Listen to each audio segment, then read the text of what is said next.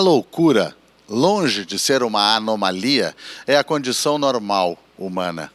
Não ter consciência dela e ela não ser grande é ser homem normal. Não ter consciência dela e ela ser grande é ser louco. Ter consciência dela e ela ser pequena é ser desiludido. Ter consciência dela e ela ser grande é ser gênio. Bueno, gente, vamos ver quem vai ser parte do programa de hoje.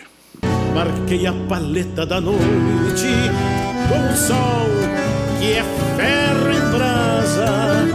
O dia veio mugindo pra se banhar em água rasa, pra me aquecer mate quente, pra me esfriar geada fria. Não vai ficar pra semente quem nasceu pra ventania. A arte é essa expressão do que não tem palavras. E quando isso é expressado, o indivíduo se alivia um pouco daquilo ali de uma forma incrível, através da cor. Conteúdos sérios, traumas sérios, vêm coloridos. E aí ele vai se aliviando. Então começa a entrar então, o ensino-aprendizagem, que é imprescindível para a educação. Tá aí. O cantor Marco Aurélio Vasconcelos e o artista plástico Aloísio Pedersen.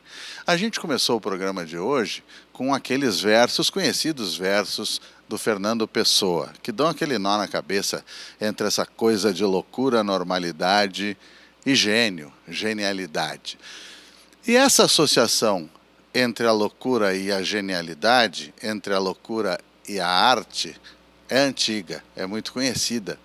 Muito se fala e se falou sobre isso e sobre os limites, se esses limites são claros, se não são, e sendo assim, se a gente sabe quando os cruza de ida ou de volta, em qualquer um dos dois sentidos. Por que a gente fala de tudo isso hoje? Porque a gente tem o prazer de receber alguém que está mergulhando de uma maneira muito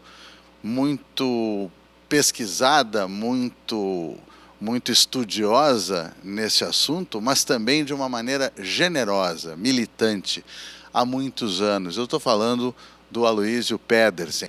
Que honra estar aqui de novo nos estúdios da TVE e na tua companhia, Ademir. Estou muito orgulhoso e muito emocionado. Tu já começou com a loucura, né? E a loucura foi tema do expressionismo. Tinham pintores que iam para pintar nos manicômios. Paul Klee foi um deles, né? Depois, antes dele, teve Daumier pintando a loucura, né? E depois a loucura foi a preocupação da Anísio da Silveira e de tantos outros, né? Como Jung, que também fazem parte dos referenciais do Arte e Inclusão.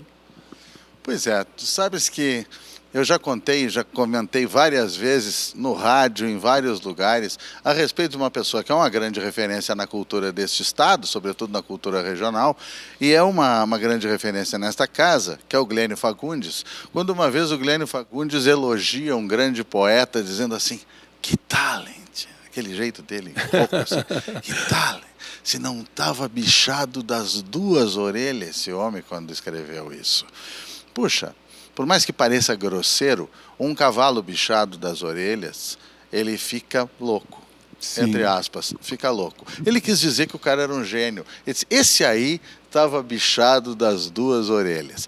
Tu tens lidado não só com eles e com elas, mas tu tens lidado com pessoas que costumam ser taxadas ou definidas socialmente, cotidianamente ou cientificamente até como loucas. Sim. Né? E tu tens trabalhado com a tua disciplina, com o teu assunto, que é a arte. Perfeito. Como é que é isso? Como é esse encontro? Como é que começou isso como militância e como projeto? O próprio Foucault vai dizer que essa coisa da loucura é apenas um outro olhar que, durante muito tempo da humanidade, esses dois binômios, dos chamados loucos e dos chamados normais, participavam juntos, né? Quer dizer, é legal tu ver um outro olhar. Então, eu me especializei justamente, numa das especialidades, a trabalhar com esse outro olhar, por isso que eu fui para dentro do Instituto Psiquiátrico Forense, né? E é um outro olhar mesmo. Enquanto a folha está caindo, o cara fica olhando a folha cair e fica fazendo um devaneio sobre aquilo, e os ditos normais passam e nem vem a folha cair. Entendeu? Quer dizer, então há uma especificidade de sensibilidade, subjetividade muito impressionante na chamada loucura. Por isso que é maravilhoso ser louco, né? Sem dúvida. Aquela balada para um louco do Ferrer diz isso de uma maneira muito clara, né? E eu te conheci num desses tantos e tantos e tantos projetos e iniciativas teus, que foi a Cura pela Arte, foram exposições em prédios do Judiciário, enfim. Isso. Mas eu não sei até que ponto eu estou certo em dizer que são tantos e tantos e tantos projetos, porque, na verdade, é um grande projeto de inclusão de determinadas camadas, personagens estigmatizados ou alijados, através e por meio da arte. Não sei se tu concordaria com essa definição. Perfeito. Eu queria que tu historiasse isso. Como é que começou essa história do Aloísio? Perfeito. É um projeto só, os referenciais são um bloco único que vai se diferenciando de acordo com infância, com juventude, com adolescência, né? O projeto iniciou na Escola Padre Reus, quando eu fui chamado em 2006, a escola estava sendo depedrada, tinham alajotado a escola, pintado, uma escola grande para 1.700 alunos aqui na Zona Sul, e ela estava sendo depedrada, pichada, uma porta queimada. E aí, como eu trabalhava com teatro e na mesma escola, e eles achavam que os meus alunos eram diferentes, podiam depois entravam tímidos ou agressivos e saíam para ser líderes de turma, o diretor me chamou para ampliar a minha profissão lá dentro, né? Para fazer um projeto para lidar com os alunos que tinham pichado a escola. Então, eu peguei uma sala sem classes e sem cadeiras e trabalhei as 15 turmas da manhã, que seriam os mais agressivos. Então, automaticamente, o contexto é o mesmo. Geralmente, quem é agressivo tem uma grande criatividade dentro. Quanto mais agressivo for, né, para mim, tem alguma coisa dentro que está pedindo expressão e que a escola, a Maria Tavares vai dizer que não há ser humano irrecuperável. Existem métodos que são ruins, entendeu? Que não funcionam. Que não funcionam. Então, eu iniciei com aquela gurizada, treinei na FASE, fiquei 5 anos, ganhei 2 prêmios de direitos humanos com o meu trabalho na FASE. E o que se descobriu? Que isso é mais antigo na pessoa.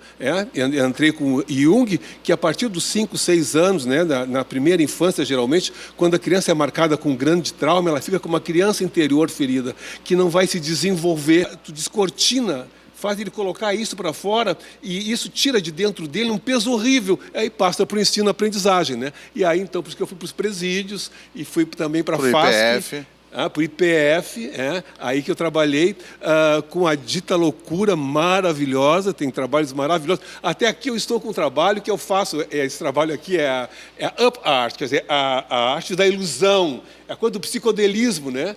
Está no peito dele. Então, nós vamos... e também o quadriculado, né? Então, eu trabalho isso pictoricamente para a gente discutir por que a gente se envolve com a ilusão.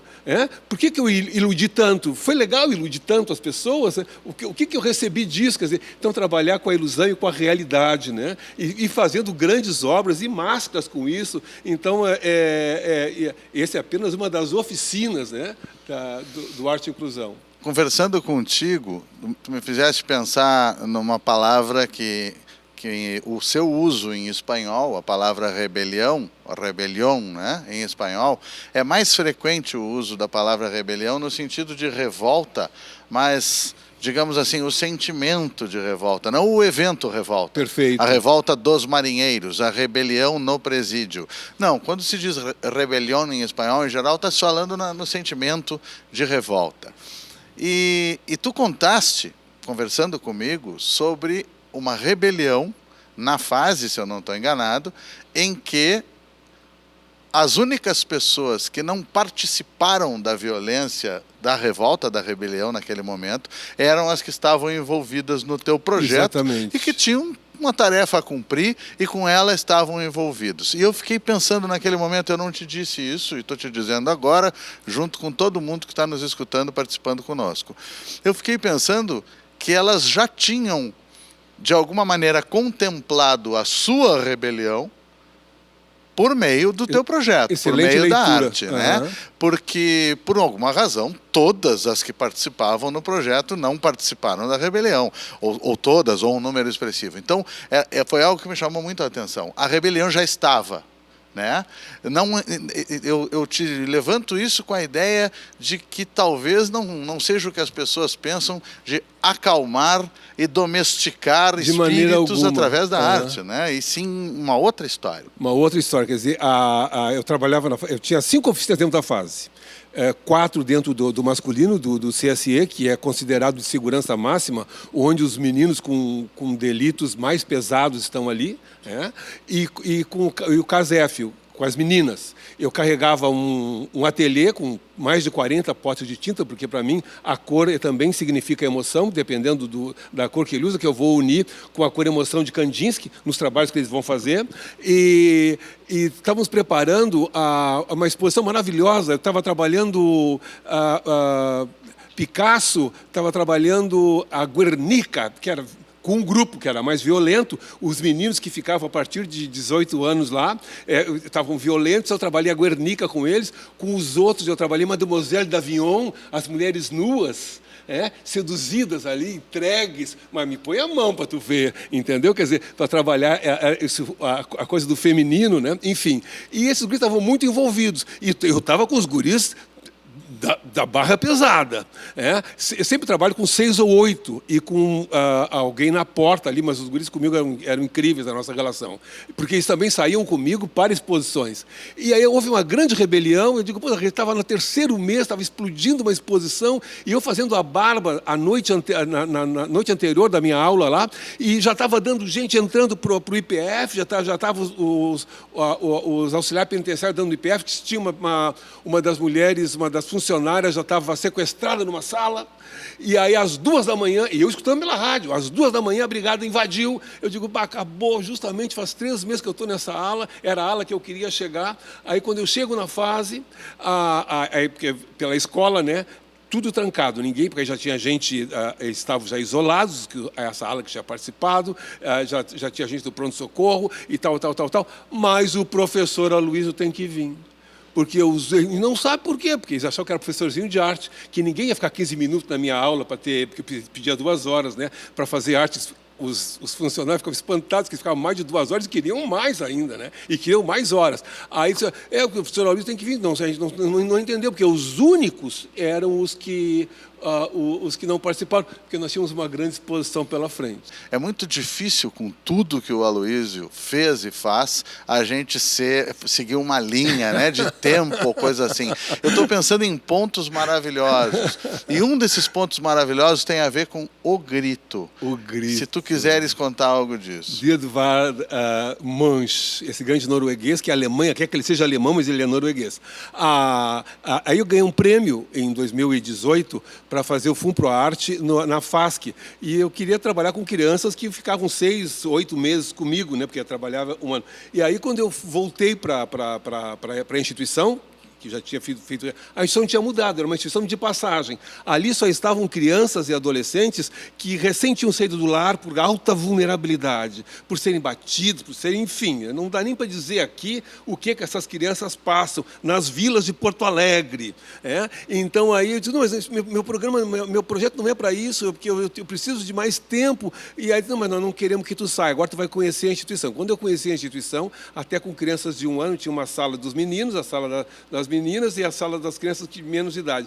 Aí eu disse, bom, eu não quero mais olhar essas crianças de 1 ano separadas do pai, né? Então eu vou fazer o projeto aqui, e eu tinha que fazer o projeto se iniciar e terminar no mesmo dia, porque eles estavam entre audiências. Tu pega uma criança que toda escorraçada, entre audiências judiciais para saber para onde vai, e fazia o Arte e Inclusão. Então, eu dei 13 grandes artistas com vida semelhante, infância semelhante a deles. De Edvard Munch, que teve com 5 anos, perdeu a mãe, ele amava a mãe perdeu tuberculose, a irmã mais velha ficou de mãe e morreu aos 15 anos, o pai muito austero, não percebia esse menino franzino, doente, lógico, né,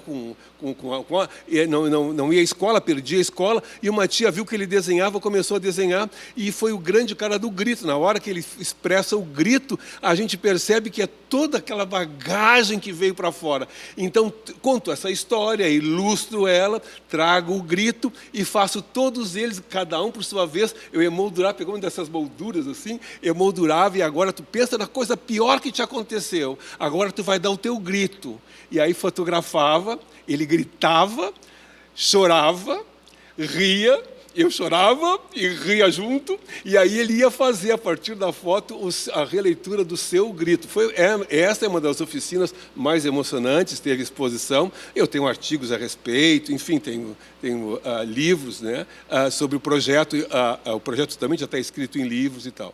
Porque tem esse caráter catártico, vamos dizer assim, mas não é exatamente ou somente esse o caráter, não é um caráter momentâneo, instantâneo, que deve ter tido uma função enorme, esse momento do grito, né? Essa prática que tu fizeste, essa experiência, mas ao mesmo tempo eu vi na tua exposição o tempo de dedicação, de trabalho desenvolvido por essas pessoas, né?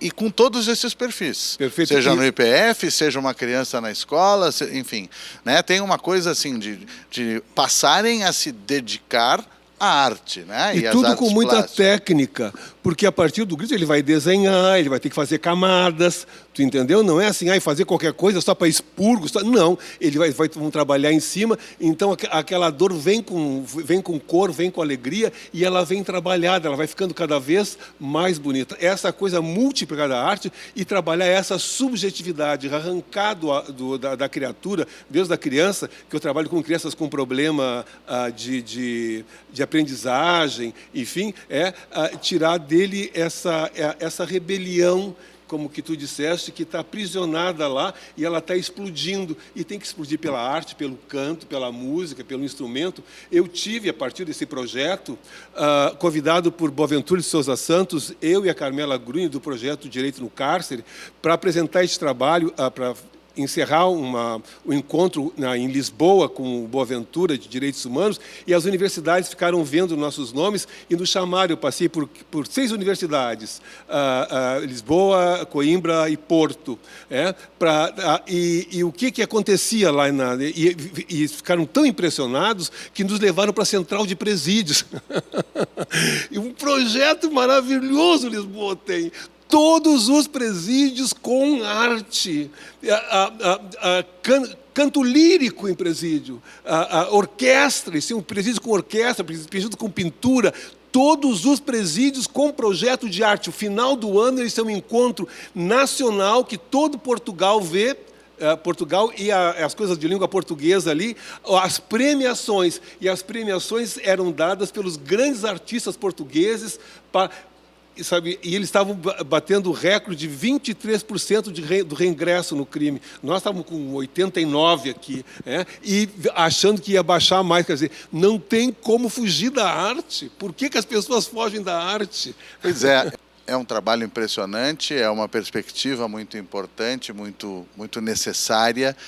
Nós te agradecemos muito. O que tu quiseres dizer para te despedir das pessoas? Olha, eu estou muito orgulhoso de estar aqui. Quero render minha homenagem a ti por esse teu grande trabalho de música, que é emocionante. Trazer essa nossa raiz, esses nossos antepassados, através dessa música gaúcha, unindo o Rio Grande do Sul, Argentina e Uruguai na tua música. Quer dizer, é um trabalho maravilhoso, e dizer para as pessoas que é isso, né? Eu acho que o caminho é pela arte, nada acontece por acaso. Tu não chega numa civilização com tanta agressividade, num passe de mágica tu vai resolver as coisas. Cada pessoa tem que ter uma dedicação especial, e não é tão difícil. Em questão de 3 meses, mudou a escola. A escola que era pintada duas vezes a cada ano, você gastava 12 mil a cada pintura da escola do Padre Reus, lá quando eu iniciei. Até hoje ela é pintada a cada 2 anos. Então, quer dizer, a poupança que foi feita, eu ganhei na escola, nesse período, eu ganhei uma sala de vídeo e tal, por causa da poupança que a escola fez em questões rápidas. É rápido, é 2, 3 meses, tu sente a avaliação deste trabalho. As coisas são possíveis. As coisas são possíveis quando são encaradas com essa paixão, com esse conhecimento, com essa energia, essa militância que a gente teve presentes aqui do nosso lado. Obrigado, Aloísio. A gente vai fazer aquele nosso breve intervalo, mas antes vamos para o nosso momento de cevar a palavra.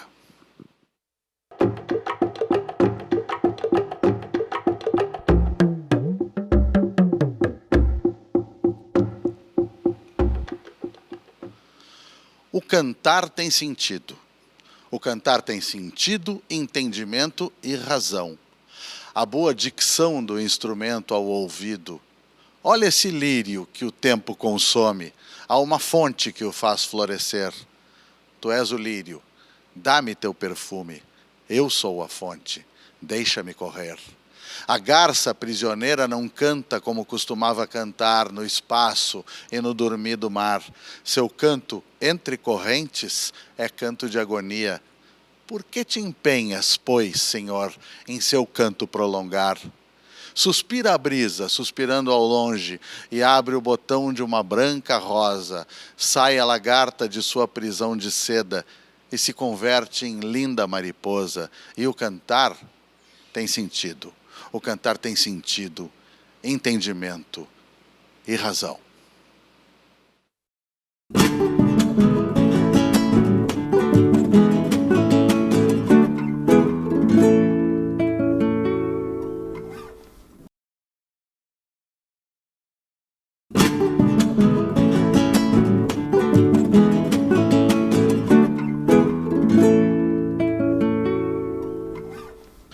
Bueno, gente, de volta, e a gente tinha cevado a palavra com aquilo tão bonito sobre o cantar, né? E é mais bonito ainda, na minha opinião, por ser sem autor, por ser algo pensado ao longo das gerações por um povo, e fixado por um povo como coisa válida, porque se continua vigente uma música como essa ao longo das gerações é porque as pessoas consideram que ela é útil, que o que ela diz é bom. E ela diz que o cantar tem sentido, entendimento e razão. Claro que eu estava também querendo fazer uma alusão ao que quer que nós chamemos de razão, por causa da nossa conversa com a Aloísio Pedersen, mas também sobre esse sentido do cantar, né? O cantar não é, a arte não é algo lúdico, algo de puro entretenimento, e isso está dito não por alguém que faz grandes formulações teóricas apenas, mas por um povo como é esse povo de uma região específica da Venezuela, de onde saiu aquela canção folclórica com a qual a gente deu aquela cevada de palavra. E cada região, como acontece lá naquela zona da Isla Margarita, de onde saiu esse tema, cada região tem os seus cantores e as suas cantoras.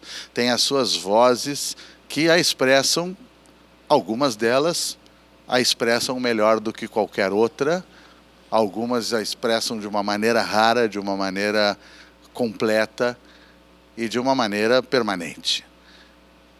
O Canto Sul da Terra tem o maior prazer de ter uma dessas vozes, falando deste lugar aqui, desta parte do sul da terra, que é o Rio Grande do Sul, aqui, sentado do meu lado, Marco Aurélio Vasconcelos. Muito obrigado. Mais uma vez, um prazer imenso voltar ao teu programa, um programa que está marcando época aqui no nosso estado. E a gente sempre anseia que chegue um momento de assisti-lo nas nossas casas. Que bom. Algo que tem uma construção tua lá desde o início, em função, me refiro, claro, àquele início de caminhada do programa na rádio, mas a gente aqui segue, como eu sempre digo, lidando com o mesmo conceito, né? Construindo um discurso de sul juntos. E quando eu falo nisso de de uma voz que as pessoas escutam e dizem, tá, isso é uma voz do Rio Grande do Sul há gerações, né? Isso acontece contigo, acontece com algumas, muito poucas outras vozes. Eu já de cara penso numa conversa que a gente teve com o Tiago Colombo, em que ele dizia que não gostava muito de ficar falando dos seus prêmios, dos seus reconhecimentos, as suas premiações, não é muito a praia dele. Mas no fim ele chegava à conclusão de que era necessário, né, para que as pessoas acompanhassem, compreendessem a trajetória de um artista, enfim. E puxa, eu não sei se a gente traz aqui uma foto de armário, não sei se tu tem aquele cantinho do troféu, mas é impressionante o reconhecimento que tu tem nisso que são os festivais já há décadas e décadas, há meio século, e em outras formas de competição, de premiação, enfim. Como é que é isso, né? Como é que se deu esse encontro do público e desses locais de veiculação de música com o canto do Marco Aurélio Vasconcelos? Olha, na verdade foi na Califórnia da Canção. Eu sou egresso da música popular. Curtia muito a bossa nova, João Gilberto, Dorival Caymmi, esses monstros sagrados da música popular. Até que um belo dia, meio que por acaso, pela mão do Luiz Coronel, eu cheguei no nativismo, com o Gaudêncio Sete Luas. Eu morava na Cidade Baixa, num apartamento térreo. Quando voltei do escritório, encontrei um envelope. Porque eu tinha participado de um festival em Caxias do Sul e tinha ganho o festival. Festival de música popular.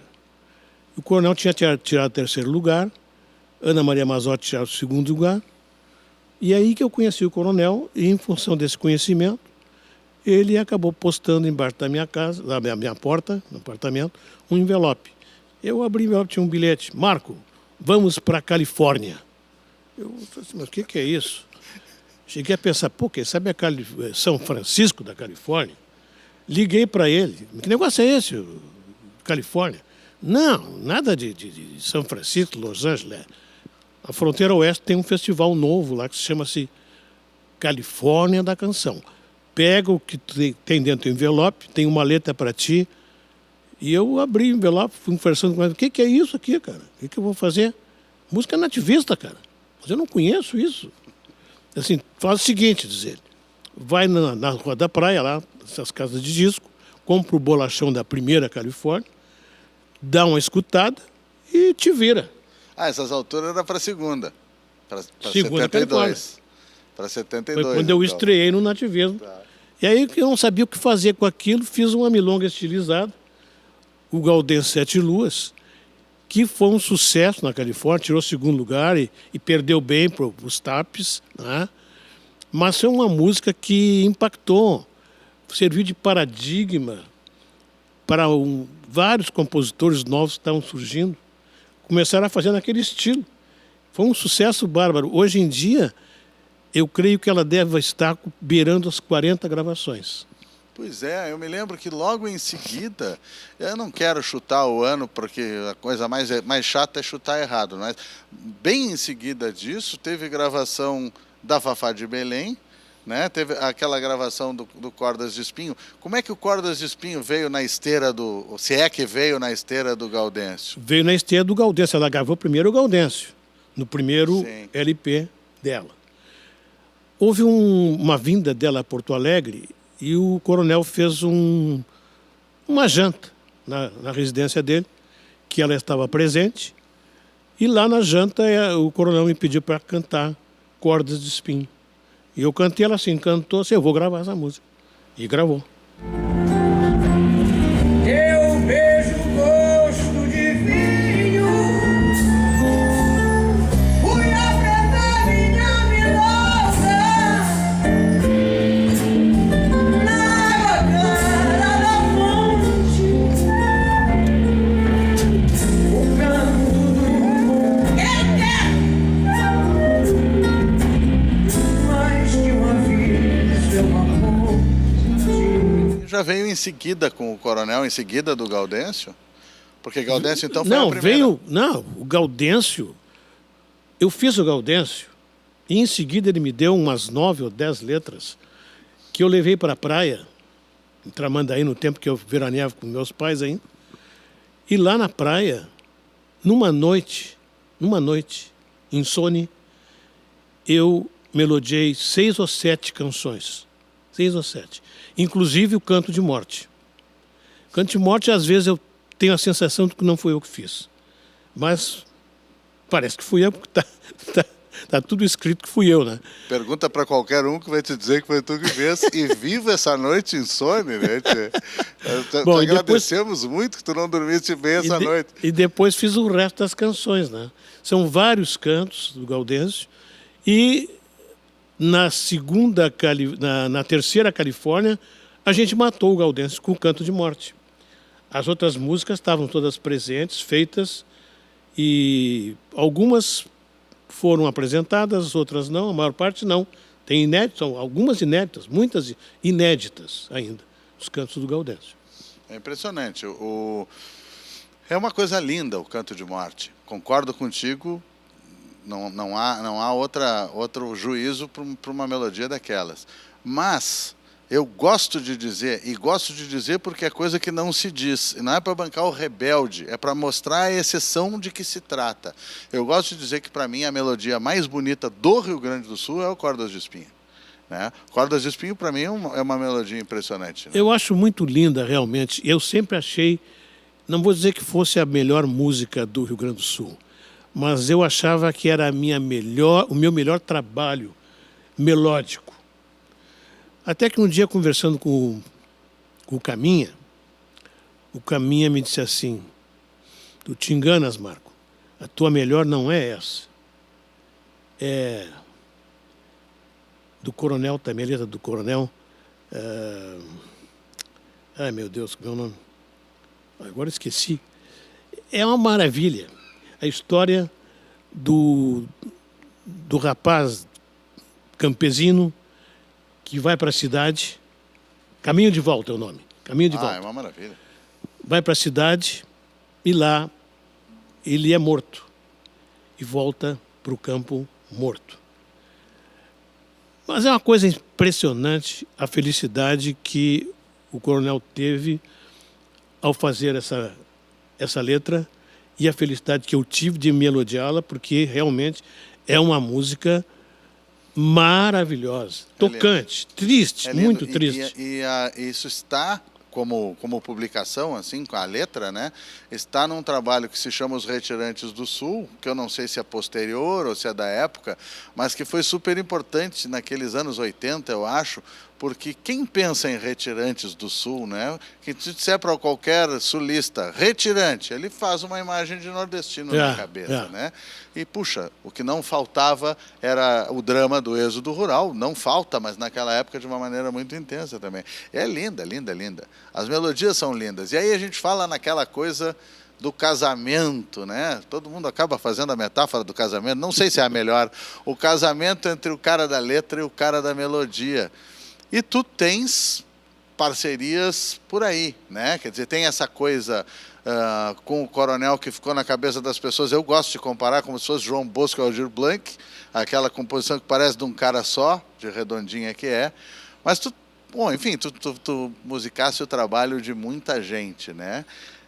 E tu me contaste, eu gosto dessa história, que o teu pai era um cara que gostava da copla, da quadrinha, da trova, né?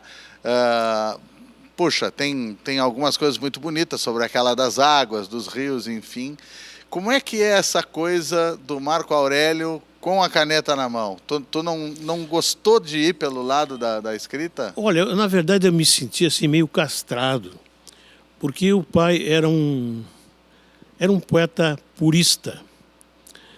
Ele fazia seus poemas em qualquer lugar. Levava a minha irmã para um baile e ficava na mesa tomando guaraná, fazendo poemas num guardanapo. Ele era capaz de fazer um poema sobre a cabeça do alfinete. É impressionante a facilidade que ele tinha para versejar. E era purista. Tinha que ter rima e tinha que ter métrica. Ele não admitia versos brancos. Não admitia. Então, eu me sentia meio tolhido de enveredar nessa área de versejar, porque eu não tinha como competir com ele, compreende? Então, eu ficava na minha. De vez em quando arriscava alguma letrinha inconsequente. Posteriormente, até tenho feito algumas razoavelmente boas.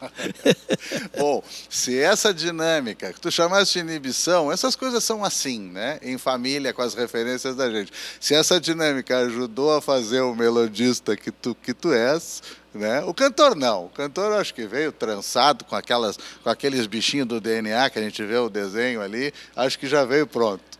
Mas o melodista, quem sabe, se não teve um incentivo justamente nesse não escrever quando começou. Né? Provavelmente. Pode ser.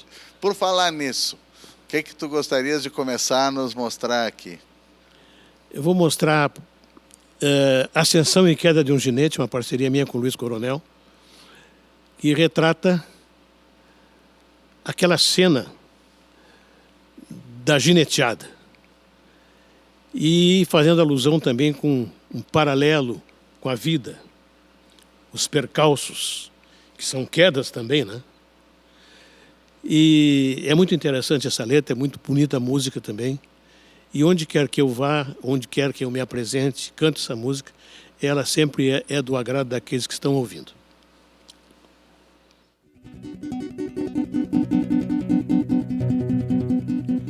Um tombo do lombo é um rombo no chão.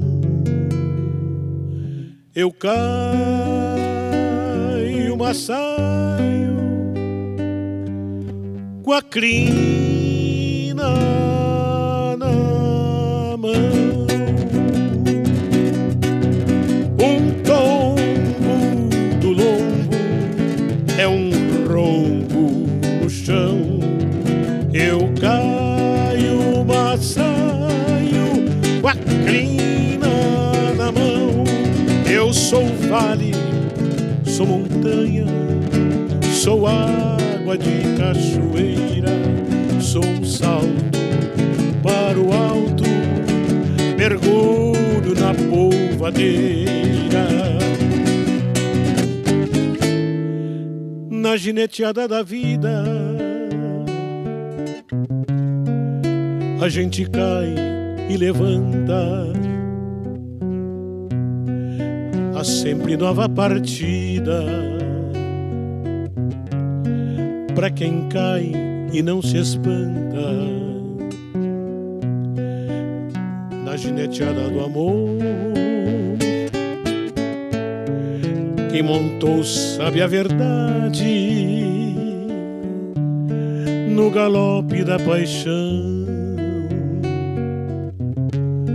vem o tombo da saudade.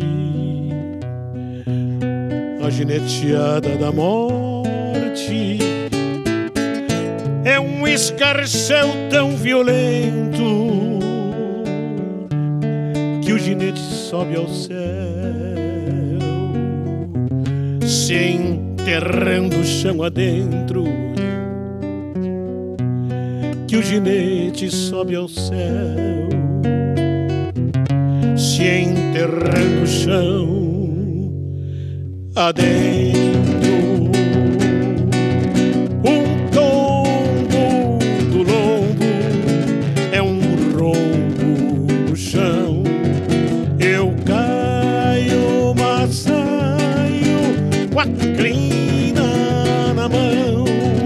Um tombo do lombo é um rombo no chão. Eu caio, mas saio com a crina na mão. Eu caio, mas saio com a crina na mão. Eu caio, mas saio com a crina na mão.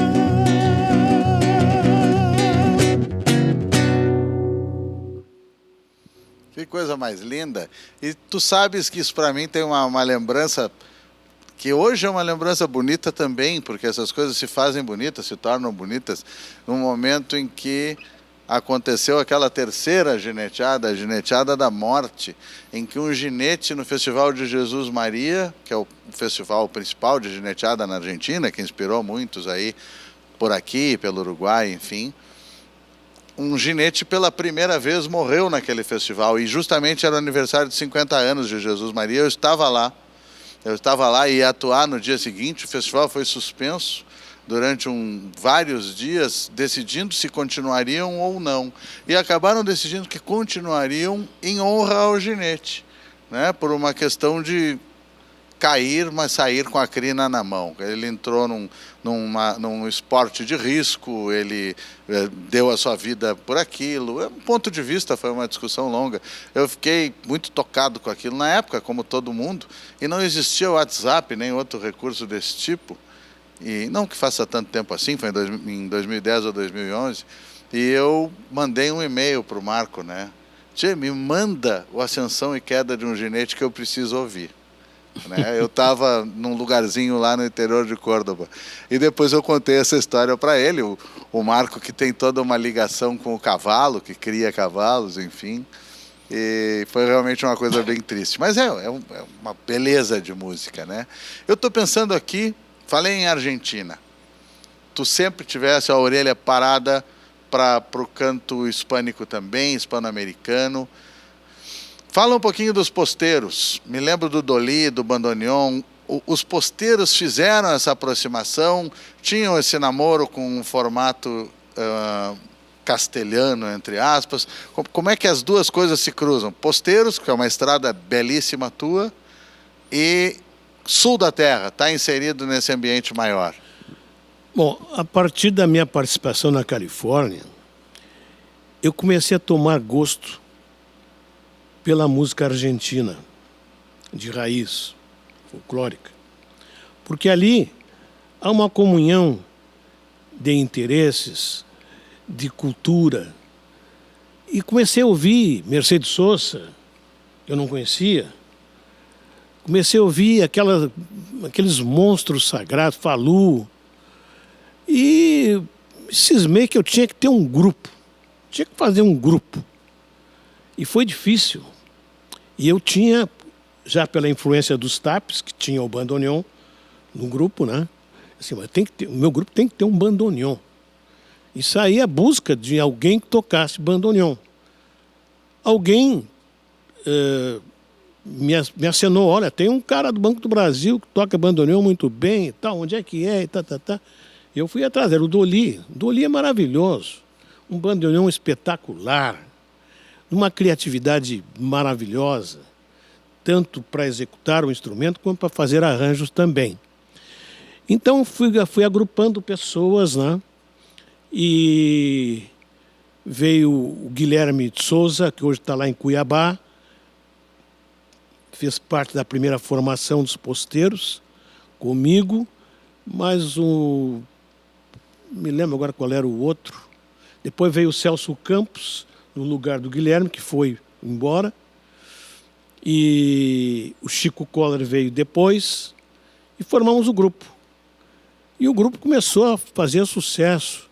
E, influenciado por essa coisa da música argentina, que me penetrava muito fundo, e pelo Dolly também, que tinha uma vivência de música argentina, especialmente de tangos, imensa.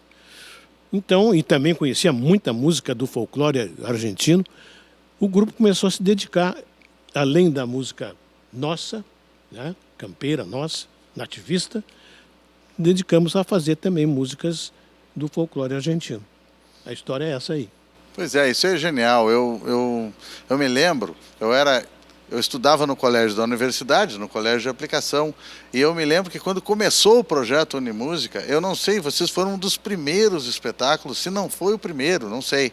Isso foi no iniciozinho dos anos 80, e eu era em 80 eu tinha 14 anos, eu fiquei parado olhando aquela gente ali, disse, mas o que é isso, né? Porque eu não tinha esse contato com o mundo dos festivais, senão conheceria já desde 72, mas em 72 eu tinha 6 anos. Então eu descubro aquela gente ali começando Unimúsica naquele ciclo maravilhoso do início dos anos 80, de explosão de uma música interessante, de uma consciência americana. Muitas vezes a gente fala disso aqui nesse programa. Por falar nisso, esse violão aqui do meu lado não está de enfeite, né? Eu quis, e falamos disso, te amadrinhar num tema do qual tu gostas muito e tu fazes uma interpretação magistral. Então, se tu quiseres, já põe ele na perna e já vamos nele. Vou te botar no serviço, então. Eu nunca esqueci o costado que tu me fizeste num aniversário teu, lá fora, quando, depois de cantares muitas coisas e outros cantaram também, tu me disseste, agora é a tua vez, Marco. E eu assim, mas eu não me dou muito bem com o violão, eu gostaria de cantar uma música que eu me acompanho mal. Alfonsina e Elmar.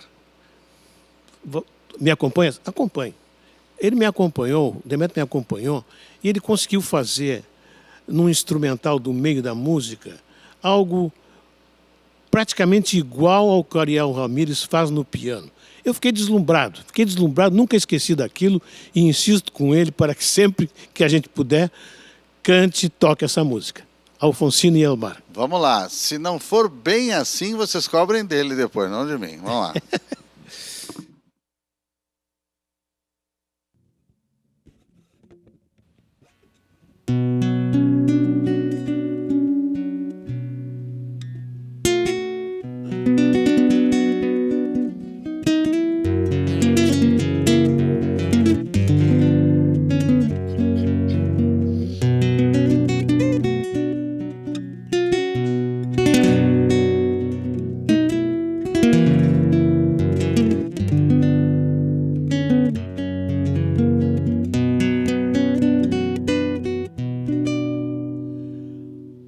Por la blanda arena que lame el mar, tu pequeña huella no vuelve más. Un sendero solo de pena y silencio llegó hasta el agua profunda. Un sendero solo de penas mudas llegó hasta la espuma. Sabe Dios qué angustia te acompañó, qué dolores viejos cayó tu voz para recostarte arrullada en el canto de las caracolas marinas. La canción que canta en el fondo oscuro del mar, la caracola. Te vas, Alfonsina, con soledad. ¿Qué poemas nuevos fuiste a buscar? Una voz antigua de viento y de sal te requiebra el alma y la estás llevando y te vas hacia allá como en sueños, dormida Alfonsina, vestida de mar.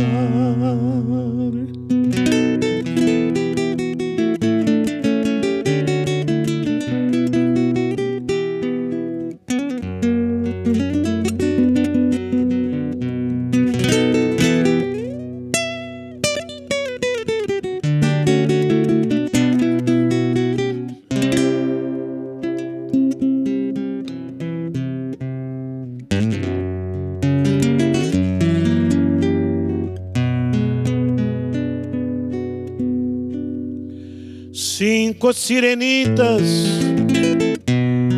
te llevarán por caminos de algas y de coral, y fosforescentes caballos marinos harán una ronda a tu lado, y los habitantes del agua van a jugar pronto a tu lado. Bájame la lámpara un poco más, déjame que duerma nodriza en paz. Y se llama él, no le digas que estoy, dile que Alfonsina no vuelve. Y se llama él, no le digas nunca que estoy, di que me he ido. Te vas, Alfonsina, con tu soledad. ¿Qué poemas nuevos fuiste a buscar? Una voz antigua de viento y de sal te requiebra el alma y la está llevando, y te vas hacia allá como en sueños, dormida Alfonsina, vestida de mar.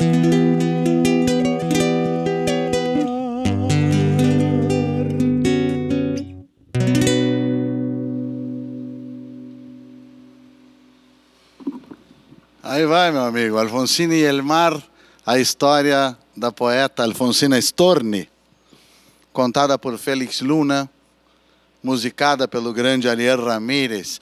Que dupla, né? Parece essas duplas maravilhosas de que a gente estava falando há pouco. Félix Luna e Ariel Ramírez. E que linda interpretação, obrigado. Eu que agradeço pelo acompanhamento que fizesse, tal como eu imaginava. Tá bom, tá aí. Pois é, eu te falava de parcerias e eu sei que tu estás... A gente falou de coisas de 50 anos atrás, quando fala na Califórnia, quando fala no nativismo começando, mas acontece que tu está direto nessa estrada, né? Tu continuas participando, te apresentando, competindo, inclusive, sendo premiado, inclusive. Parcerias, vou fazer uma fofoca bonita, uma fofoca do bem aqui, inclusive com um grande querido amigo e colega nosso, parceria com o Bittencourt, né? José Bittencourt. Fera no verso crioulo. Grande poeta, excelente. Estamos terminando um CD. Está em fase de masterização pelo Cabeça.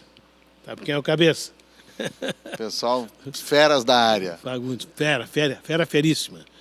E o lançamento certamente será esse ano, sem dúvida, né? E tenho outros parceiros novos, aí o Carlos Ram, também comecei a fazer coisas com ele, canções muito interessantes com ele. E o Martim César, que é o meu parceiro querido, já de mais de 10 anos. Genial, né? Ah, Teve genial. Conosco aqui, genial. Conversando, Martim César. E lá no meio desse caminho, alguma sanga do Pedro Lira, Lá Longe. Ah, né? Lá Longe, Lá Longe. Também já arriscamos Lá um pouco. Longe é aquilo que eu te falei, é a minha melhor interpretação caseira. Aquilo foi feito em casa, num aparelhinho, chama-se mini disc, com uma qualidade fantástica. Foi feito naquele aparelhinho. Eu considero a minha melhor interpretação caseira. Até no violão, inclusive, que não é o meu forte. Mas eu ouvi hoje, participei do programa do Zé Alberto Andrade, e lá eu me deparei com uma canção que eu nem lembrava que tinha cantado. Uma canção do Mauro Moraes com o Gujo Teixeira, A Pedra da Bolhadeira. E eu não tinha isso comigo. Procurei no YouTube, não tinha, liguei para o Zé Alberto. Pô, me manda esse negócio aí, ele me mandou. Eu ouvi agora de tarde, antes de vir para cá, e fiquei espantado comigo mesmo. Porque é uma interpretação que eu assim, parece que não sou eu. Porque é incrível, é incrível. Olha, não sei. Até estou com dúvida, acho que não fui eu. Eu vou repetir o que eu disse antes, né? É só quando ele tiver essa dúvida, pergunta para nós, porque o Rio Grande inteiro sabe cada uma dessas coisas que tu fizeste. E a importância fundamental que tu tens para o nosso cantar, para nos lembrar a cada momento, já há tanto tempo, de que o cantar tem sentido, entendimento e razão. Muitíssimo obrigado, Marco Aurélio Vasconcelos. Eu que agradeço a oportunidade de estar aqui, conversando contigo. Te admiro muitíssimo. Acho que tu estás no lugar certo. Estou em mi elemento, e aí valgo por lo que sou. Valho pelo que eu sou quando estou no meu lugar. Nós vamos ficar com a música do Marco Aurélio Vasconcelos, mais um pouquinho tocando para nós. A gente fica por aqui hoje. E vocês sabem, nós nos estamos vendo. Até a próxima lua com o Cantos do Sul da Terra.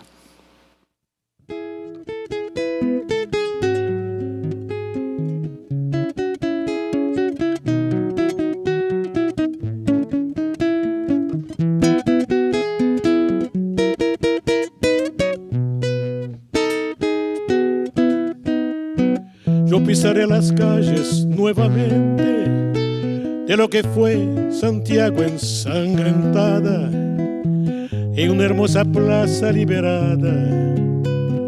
Me detendré a llorar por los ausentes. Yo vendré del desierto calcinante y saldré de los bosques y los lagos y evocaré un cerro de Santiago, a mis hermanos que murieron antes.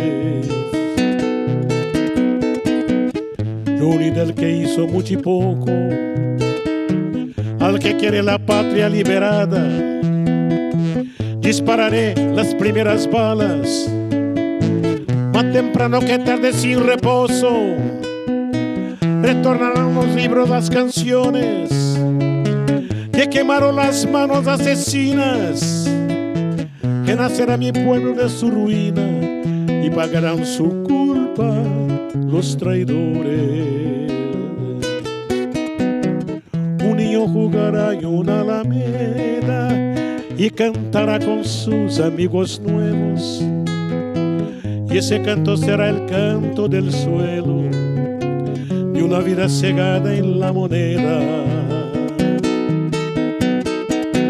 Yo pisaré las calles nuevamente de lo que fue Santiago ensangrentada, en una hermosa plaza liberada.